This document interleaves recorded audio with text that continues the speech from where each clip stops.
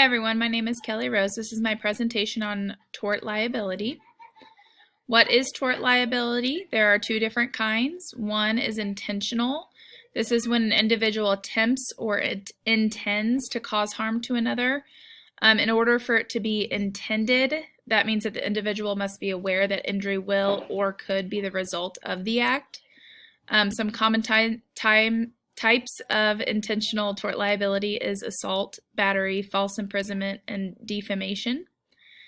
Negligent tort liability is when teachers fail to exercise a standard of responsible care. Therefore, they breach their duty to protect the well-being of students. Some common types of this in schools is duty, breach, proximate, cause, and injury.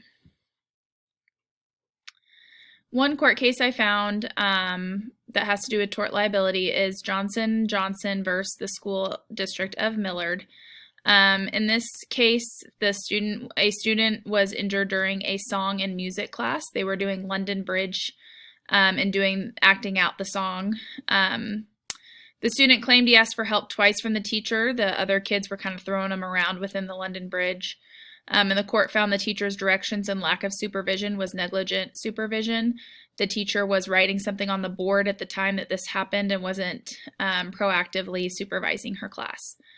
The reactive measures I would take, all parents with the students involved would be contacted.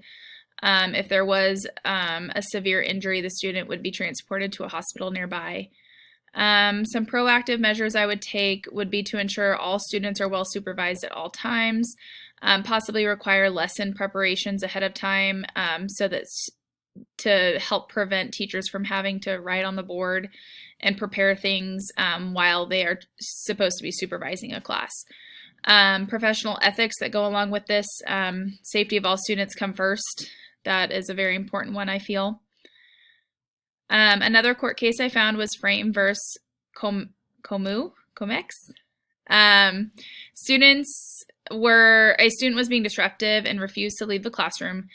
The teacher applied force to the student's arm to assist him in leaving the room.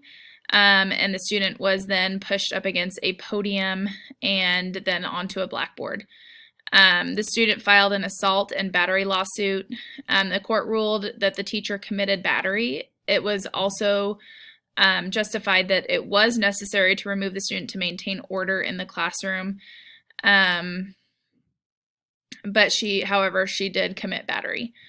Reactive measures would be to hold a meeting as soon as possible with the parents of the child to discuss what has happened and the measures being taken to hopefully prevent a lawsuit from happening.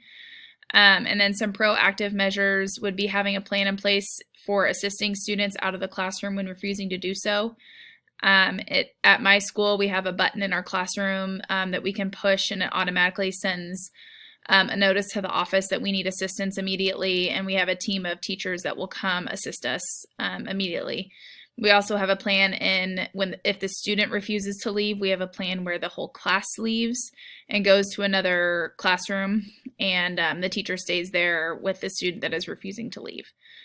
And then the professional ethics that go along with this case, hands should just never be placed on students unless the student is injured, needs help in case of emergencies, but other than that, you should never place a hand on a student. Another court case I found was the Hall versus Jones court case. A student was injured after a fight in PE class. The teacher was present, but on the other side of the gym handing a note to another teacher. Again, the teacher was not supervising very well in the basketball game they were playing in gym, and the teacher was sued on the account of negligence. Reactive measures, the parents of all the students involved would be contacted immediately after the incident. To be proactive, find and create a better way to communicate with fellow teachers throughout the day so students are not left unattended. We have ways at our school of contacting teachers and finding teachers. And in this case, the boys' gym teacher was having to pass a note to a female gym teacher and therefore was not supervising the class. Professional ethics that go along with this case. It is our duty as teachers to supervise our students at all times. There's no excuse for a class to be unattended or for you to be focused on something other than your student and your class. Another case I found was the Flanagan versus Canton Central School District.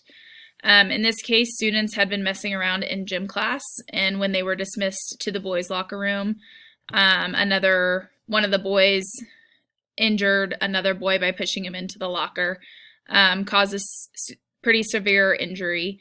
The teacher was not present in the locker room at the time. The boy that had caused injury was also a boy that had previous occurrences where he was being violent with other students. And in this case, I think it's very important that you ensure that, especially if you have a student like that that has the history of violence, that they are always supervised. Reactive measures, again, the parents of the students would be contacted immediately. Principal would be, as the principal, I would hold a meeting with the teacher involved to just make sure they understand what was wrong in their actions. My proactive measures would be to hold a professional development about the importance of constant supervision, especially when a student is known to have violent behaviors. At the elementary school level, there really isn't a time where we send students off to another room where they're unsupervised. However, in high school, I feel like this can be fairly reoccurring, and especially in like gym classes where they just go change in the locker rooms and that sort of thing. The professional ethics that I feel go along with this, the only way to ensure our students are safe is to ensure that they are always supervised. And the last court case is Mosley versus Portland School District. In this case, a student was injured by a knife during a fight in the lunchroom. The student filed a lawsuit for lack of teacher supervision, failure to prevent weapons in the school, and then also failure to stop the attack. The judge ruled in favor of the school district in this case. Reactive measures, contacting parents of the students involved, and also I feel it'd be important to give consequences to the student with the weapon. Proactive measures to update weapons policy and ensure that students are also aware of the policy and the details within the policy, and also ensure there is active, adequate supervision in the lunchroom. I feel the professional ethics that go along with this is I feel that the lunchroom is often a place where bullying and violence occur, and I feel like sometimes it's lack of supervision, or even the teachers that are supervising are busy doing other things and kind of running around, and they aren't real. I think a lot of students get away with things in the lunchroom, and I feel like if they know that a teacher is present and they know that a teacher is overhearing things and watching things, I feel like it will not make so many incidences happen at lunch. Thank you.